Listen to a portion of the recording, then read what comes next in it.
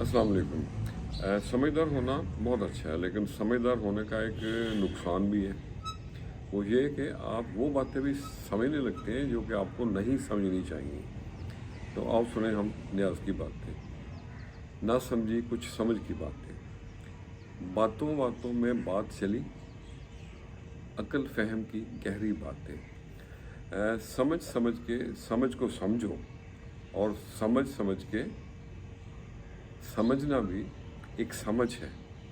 और समझ समझ के जो ना समझे, मेरी समझ में वो ना समझ है।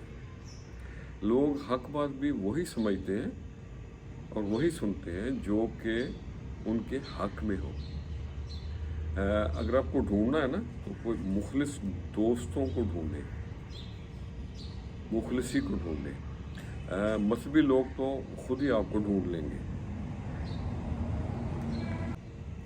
और अकेलापन ये नहीं कि आपके इर्द गिर्द लोग नहीं हैं, बल्कि अकेलापन ये है कि आप भरी महफिल में खुद को अकेला महसूस करें। और इख्तलाफ के बावजूद एहतराम से पेश आना कमज़ोरी नहीं है, बल्कि ये बेहतरीन तरबियत की दलील है। अल्लाह अकबर।